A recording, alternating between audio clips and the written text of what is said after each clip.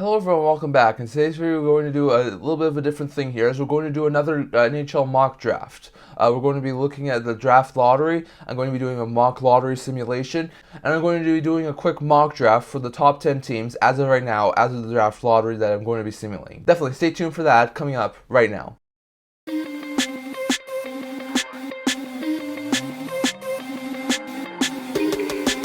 Hello everyone, welcome back to another video here at the Edmonton Tankathon. Before we end this video, don't forget to like this video and subscribe down below. We are so close to 100 subscribers. Thank you for all of your support. I'll never be able to do this without you guys, so don't forget to subscribe. Now, in this video today, I'm going to be doing another 2024 preview mock draft. So, we're going to be looking at the really early standings right now, looking at where everyone will be situated in a possible draft lottery. I'm going to quickly go over to Tankathon.com, which has all the draft lottery stuff.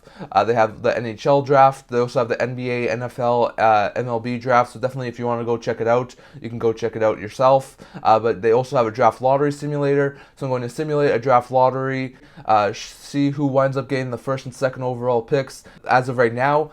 And then I'm going to be giving you my current mock draft for the top 10 picks as it sits right now. Definitely remember, this is going to change over the next little while. Remember, some of these teams who are not in the playoffs right now will probably make the playoffs, so remember, take this with a grain of salt. It's a really early mock draft. It's a really early draft lottery simulation, so definitely take it with a grain of salt, but this is going to be my current top 10 projected mock draft and my current projected draft lottery simulation. So let's go over there to see. So as you can see, you have the San Jose Sharks currently with the best odds to win the first overall pick with 25.5%. They are followed by the Nashville Predators, who have a 13.5% chance to win first overall, followed by the Oilers, who have an 11.5% chance, the Jackets, who have a 9.5% chance, the Hawks, who have an 8.5% chance, the Wild, who have a 7.5% chance, the Flames, who have a 6.5% chance, Kraken, who have a 6% chance, the Senators, who have a 5% chance, the Islanders, who have a 3.5% chance, and the Sabres, who have a 3% chance to get first overall. So those are the only teams right now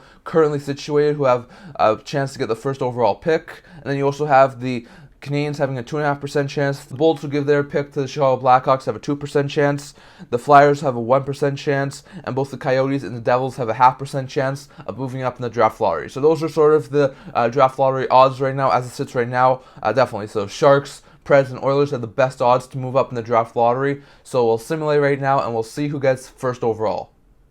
And as you can see here, the San Jose Sharks have retained first overall, and they would be able to keep the first overall pick in this draft lottery simulation. But you do see that the second overall team has been changed. It is not the Nashville Predators, as the Chicago Blackhawks win the draft lottery and get the second selection in the draft, moving up 3 spots from down 5th to going up to second overall, which drops the Nashville Predators from second to third, the Edmonton Oilers from third to fourth, and the Columbus Blue Jackets from fourth to fifth. So as you can see, now the new draft lottery, which we'll be doing our mock draft for, San Jose will be 1, Chicago will be 2, Nashville will be 3, Edmonton will be 4, Columbus will be 5, Minnesota will be 6, Calgary will be 7, Seattle will be 8, Ottawa will be 9, and the Islanders will be 10. And here's going to be my mock draft for the top 10 picks in the 2024 draft. Way too early prediction, but here are my picks. So first overall, I don't think it's any surprise that the San Jose Sharks will take the top end prospect of this year's draft. And in my mock draft, I have the San Jose Sharks taking Celebrini first overall. I don't think that's any surprise. Celebrini is a fantastic player. He's currently playing over in Boston University in the NCAA. Last year, put up 86 points in 50 games in the USHL. Was an absolutely phenomenal player. He's a very good playmaker. He's got a pretty good shot. He's got a lot of hockey IQ, good awareness. He's not as good of a player. He's not a generational talent like Bedard was last year, but he's got the potential to be a fantastic top-line center or possibly winger at the NHL level. With a Sharks team that doesn't have a whole bunch of top-tier talent besides a guy like maybe Will Smith and Will Eklund, I think there's a very likely chance that this is a fantastic win for the San Jose Sharks. Celebrini would be a fantastic pull if the San Jose Sharks were able to grab him in actuality, and if it does happen. So Celebrini goes to San Jose. I would not be overly shocked. So far this year, he has 8 goals and 14 points in 8 games in Boston University in the NCAA. He looks fantastic. He's a bit on the smaller side with a 5'11", 181 pounds, but he definitely looks like a fantastic player, and he's putting up some absolutely insane numbers. So I think this is a fantastic pull for the San Jose Sharks to get the first overall pick and to get Celebrini Celebrini from Boston University. So this is a fantastic move in my opinion. So at least in this mock draft, the San Jose Sharks wind up getting the worst record. They retain first overall in the lottery, and they are able to get the best player in this draft in Macklin Celebrini. So definitely good stuff there from the Sharks, who get a fantastic player who should be a fantastic top line player, either center or winger. Possibly a 100-point player eventually at NHL level, so that's a fantastic pull for San Jose Sharks. Then we go over to the Chicago Blackhawks, who moved up in this draft lottery simulation, going from 5th overall to 2nd overall as it sits right now. Remember, the draft lottery rankings were as of November 15th, so definitely still really early in the season. But the Hawks moved up in the draft lottery simulation from 5th overall to 2nd overall, and to the 2nd overall, they're taking forward Cole Eiserman. Eiserman's a fantastic player, also playing over in the U.S. National Team Development Program. He looks absolutely fantastic. Last year in the USHL, he put up an astounding 28 goals and 44 points in 32 games. He was looking absolutely phenomenal. And then so far this year in the USHL, he's put up 9 goals and 11 points in 6 games, which is absolutely phenomenal. He looks like he's an absolute beast out there. So I definitely think that Eiserman's going to go 2nd overall to whoever winds up drafting him in real life. He's probably the only player right now who can challenge Celebrini for 1st. Eiserman, like a lot of people have said, he's got one wicked shot that a lot of people compare to guys like Matthews and Ovechkin. So at the NHL level, I could see him put up 40, 50 goals, and the Hawks are able to draft him at 2nd overall. Imagine if the Hawks get 1st overall Connor Bedard, and they're able to get 2nd overall and draft Cole Eiserman in the next draft. I mean, imagine you replace Taves and Kane with Eiserman and Bedard. That's absolutely phenomenal. So definitely, if the Hawks were able to get 2nd overall and draft Eiserman, they would be absolutely set on the forward group for the next 10 to 15 years. So definitely, Hawks at this point in time, with this draft lottery simulation, are able to get ahead in the draft. They move up in the standings, and they get Eiserman. Eiserman's, like I said, a really good shooter. He can definitely be a good point producer too. He's not that bad of a point producer. He's definitely got some really good skating abilities, but his shot is really the really winning factor of his gameplay. He's also a bit on the smaller side at 5'11", but still, he's a very fantastic player. And imagine having Eiserman and Bedard on the top line for years to come for the Chicago Blackhawks. That would be fantastic. So the Hawks win the draft lottery, they move up to 2nd overall, and they draft Eiserman 2nd overall. Then 3rd overall, we have the Nashville Predators, and here I'm taking maybe a little bit of a surprise for some, but maybe not to others. But with Nashville not having the best of defensemen right now, I have them taking right shot defenseman Artem Levshunov from the NCAA. So this is a fantastic pickup in my opinion. The Preds could go a couple of different ways here.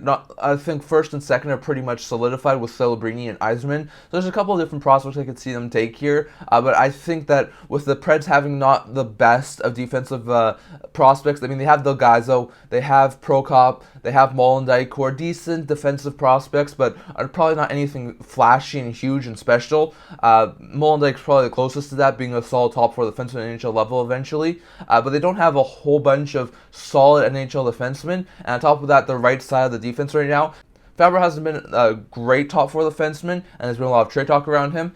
Carrier and Barry are entering the final year of their deals. Shen only has a couple more years left on his contract. The right side doesn't have a lot of futures on them. I think they could definitely use a right shot defenseman like a Levshunov in their top 4 for a long period of time. Like we said, he's sort of like a Ryan Barker from last year, who's going to be a guy who can put up points. Maybe not the best of defensemen, but he's a bigger body, a big frame. He can definitely be a good physical presence. He projects to be a solid either top 4 or top pair defenseman.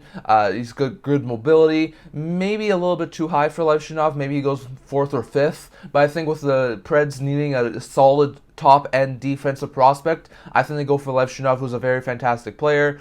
Put up 4 goals, 12 points in 12 games so far in the NCAA, so definitely he looks fantastic. I think he'll be a fantastic addition for the Nashville Predators. He's got pretty good size on 2'6", 298 pounds, so definitely I think this would be a fantastic pickup for the Nashville Predators. Then going over to 4th overall, and at 4th overall, with the Edmonton Oilers, I also have them taking a defensive prospect in Sam Dickinson. Now, I think the Oilers at this point in time have some pretty good offensive prospects, as well as some pretty good offensive players in McDavid and Draisaitl. And I don't think Edmonton's going to definitely stay in the top 5 of the draft lottery for the entirety of the season. But at this point in time, if they were to wind up getting a top 5 pick in the draft lottery, I think going for an elite level defenseman, which this draft has a lot of, will be the move there for the Edmonton Oilers. And I have them going with Sam Dickinson, who's a 6'3", 194-pound defenseman who is definitely a really good player. Has really good D awareness. He's a good two-way player. He can definitely put up points with the best of them. He's a really good skater as well. He's a very fantastic defenseman who I think at the NHL level could eventually be a top 4 defenseman, and I think he could definitely work in that top 4 for the Edmonton Oilers long term. So I think he would be a fantastic addition for the Edmonton Oilers. It may take a year or two to come into the NHL, but he's a guy who I think would definitely be a fantastic fit in Edmonton, maybe on like the second or third pair, depending on how well he fits there. I could definitely see him be a fantastic puck-moving defenseman for the Edmonton Oilers. So far, he has 3 goals and 14 points in 18 games after putting up 23 points in 62 games last year, so he's already on a pace to break last year's point total in the OHL. He looks absolutely fantastic, and I think he would be a fantastic addition to the Oilers blue line. So I have Dickinson going 4th overall to the Oilers. At 5th overall to the Columbus Blue Jackets, I have Ivan Demidov. Demidov is a 5'11", 168-pound forward who's playing over in Russia right now. He looks like he's going to be a fantastic player. Some people say that he could compare well to Michkov, if not be a slight bit better than Michkov. He's a very good right winger. Demidov's a very creative player. He's very good in all 3 zones, defensive and forward.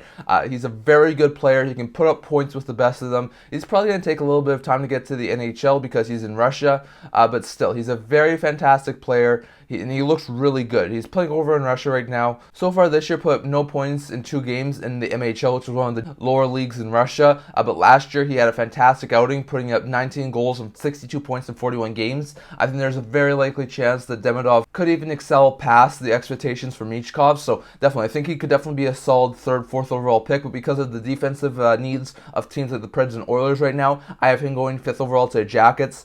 Jackets have a deep prospect pool at both sides of the ice, so they could definitely go with whoever they want here. They could definitely wait for a couple of years for Demidov to develop, come over from Russia. The good thing for Demidov and Columbus is that they already have a couple of good Russian players on there too, like Chinnikov, like Marchenko, like Voronkov, so they already have drafted a ton of Russian players, so I don't think drafting another one would be overly bad. So I have the Jackets taking Demidov. Now next, at 6th overall, we have the Minnesota Wild. Not sure if they'll stay in the top 10 for this year's draft lottery at the end of the season. But for now, they're 6th overall, and I have them taking center Caden Lindstrom. Now I think this is a little bit of a stretch, but I think the Wild have some pretty good forward prospects. Their defensive prospects are definitely elite level defensive prospects, but their forward prospects, besides a guy like Liam Ogren, maybe not the best offensive prospects, and they don't have a guy who can really fit in as like their future top line center. So I think with them right now having a 6th overall pick, I think they go over here and they take Caden Lindstrom, who's definitely been an early draft riser. He looks like he's a very good physical and skillful player. He can put up points. Lindstrom so far has 15 goals and 26 points in 21 games over in Medicine Hat of the WHL. So definitely, he looks like a fantastic player. He looks like he can definitely be a point producer. And I think long term, he could fit very well in between Kaprizov and Zuccarello. So I think this could be the Minnesota Wild solution to have a top line center in the organization. So I know it's a little bit of a stretch here, but I think Lindstrom will be a fantastic addition for the Minnesota Wild as like their top line center. So I have them taking Lindstrom 6th overall. At 7th overall, the Calgary Flames, and with them also having a pretty good forward group, having prospects like Zary, like Coronado, like Pelletier, who are going to be very fantastic top 6 forwards long term. I have them going with a little bit of a defensive prospect because their defensive prospect pool besides Justin Poirier and maybe also Jan Kuznetsov is not overly great. So I have them going over and selecting Russian defenseman Anton Salayev. Salayev's been another guy who's been a really good riser in this year's draft. He's a really big defenseman, 6'7", 207 pounds. He definitely had a really good start to the season over in Russia. Point production-wise, he looks like a really good offensive defenseman. He's sort of not been overly well over the past little while, but he's definitely still been a really good defenseman. He's a really good two-way defenseman. He can put up points with some of the best of them. Like I said, he's a really, really towering defenseman who I think long-term could be a fantastic top 4 defenseman at the NHL level. And with the Flames not having too many defensive prospects and possibly moving on from a lot of those guys pending UFAs this year and trying to retool that defense, I think Salayev could be a fantastic fit long-term as a solid top 4 defenseman for the Calgary Flames. So I think Salayev will be a fantastic addition for the Calgary Flames at 7th overall, and that's where I have them going. At 8th overall, Seattle Kraken. Now, the Kraken over the past couple of years in their first few seasons have loaded up with top-end forward prospects. They have Wright, they have Beniers. On top of that, they have a ton of secondary forwards on that team. They do have a couple of decent defensive prospects, but not anyone who's too flashy and too huge. So I do have them in this draft taking, at this current point in time, at 8th overall, Zane Parekh. Parekh, right shot defenseman, 6 foot, 170 pounds, looks fantastic right now. He could be a fantastic, I think, top 4 defenseman long term for this Seattle Kraken team. Last year, put up 37 points in 50 OHL games. So far this year, 6 goals and 20 points in 50 OHL games. It definitely looks like a very fantastic player. He's got definitely a really good offensive awareness. He can put up points. Like we said, he's already got 20 and 15 in juniors. He's definitely looks like he's a guy who could definitely produce really, really well at the NHL level. I could see him be like a solid second pair defenseman for the Seattle Kraken, maybe even top pair defenseman. So I definitely think the Seattle Kraken could definitely hit home with a guy like this. So I have the Kraken taking Parekh 8th overall, as I think he'll be a fantastic fit with the Seattle Kraken long term. On top of that, we have Berkeley Caton going 9th overall, in my opinion, to the Ottawa Senators right now. Caton's a prospect who I think could easily go 5th, 6th. But with all the teams needing defensive prospects, with Minnesota, with Calgary, Seattle right now, who I think would definitely pick defensive prospects over forward prospects with their current prospect pool right now, I think Caton falls into the Ottawa Senators' laps at 9th. Caton is a center, but he can also play wing at the NHL level. He's been on the smaller side at 5'11", but still, he's a very fantastic prospect. Put up 55 points in 63 games last year, sort of went on a tear towards the end of the season. So far this year, put up 23 points, including 11 goals in 16 games in WHL. He looks absolutely phenomenal. Long term, he looks like he could be easily a solid second line playmaking forward. So I definitely think there's a very fantastic possibility here that if Caton were to fall in 9th overall and he were to go to the Senators, he would be a fantastic addition. Imagine a forward group that already has Batherson, Giroux, Kachuk, Stutzel, Norris, Pinto, Joseph, and add a guy like Caton who's going to be a solid top 9 player in the Ottawa, that you're just increasing that forward group potential. So I think that the Ottawa Senators, who have Caton fall into their laps, take Caton 9th overall. And then at 10th overall, we have the New York Islanders. And in my opinion, the Islanders take Finnish forward Konsta Helenius. Now, Helenius is a very fantastic right-wing forward. Once again, a little bit on the smaller side, 5'10", but he's a guy who's got really good speed, who's got really good playmaking ability, who's got a decent shot, and a guy who I think could help the New York Islanders put up some offense. We know that a couple of years ago, they took another Finnish player who had some really high ceiling potential in Atu Ratu, who they wound up trading to Vancouver Canucks for Bo Horvat. I think they could definitely use another forward prospect who can help them score some goals. Last year, he played in Liga, putting up 3 goals, 11 points in 33 games. So far this year, he already has 5 goals and 10 points in only 13 games. So he's already almost reached his point total from last year, and he's played 20 less games. So I think Helenius is going to be a fantastic player. I think he's a French top 10 player right now. I could see him definitely go as high as something like 6th or 7th. But I could also see him go somewhere between like 12th and 13th. So I could see Helenius go a lot of different places. But with the Islanders needing scoring, they could use a guy who could fill in like the second line long term and put up points, at least be a good playmaker. I think Helenius could be a fantastic fit with the New York Islanders. So that's the last pick in my opinion. But Helenius with the Islanders would be a fantastic fit. He's a little bit on the smaller side, but he's a very good playmaker, and he could be exactly what the Islanders need offensively right now. So definitely, those are my picks right now for the top 10 mock draft. Like I said, did the draft lottery simulation. Chicago went up from 5th to 2nd. San Jose kept 1st overall, just as of it looks right now, as of November 15th. And then, as you can see, my mock draft: 1, Celebrini to San Jose; 2, Eiserman to Chicago; 3, Levshunov to Nashville; 4, Dickinson to Edmonton; 5, Demidov to Columbus; 6, Lindstrom to Minnesota; 7, Salayev to Calgary; 8, Parekh to Seattle; 9th, Caton to Ottawa; and 10th, Helenius to NYI. So definitely, I'd love to hear your guys' thoughts down in the comments on my mock draft. Was there anything you'd change? Do you think there'd be a couple of different prospects going up in the top 10? I could see guys like Adam Juracek, Cole Hudson. There's definitely brands like Nygaard, as well as Howe. There's definitely a couple of different guys who I think could also go in the top 10. But these are my top 10 predictions as of right now. I'd love to hear your guys' thoughts on my predictions. Would there be anything you change for those teams as the draft order, as we draft lottery simulated? Would there be any other players who you think could possibly wind up sneaking into the top 10? Is there any players you would think went too highly? Or are there any players that you think went too low? Is there any players that you think could also go in the top 10? And definitely let me know your top 10 predictions as of right now for your mock draft. Definitely. Love to hear your guys' thoughts on that. But that's what I'm going to talk about for today. But also, don't forget to like this video and subscribe down below. We're so close to 100 subscribers. I'll never be able to solve you guys. So don't forget to subscribe. I also do a blog talking about news, rumors, analysis, stuff like that. So definitely check that out. I'll leave links down in the description below. And I can't wait to see you guys all for the next video. See you guys soon.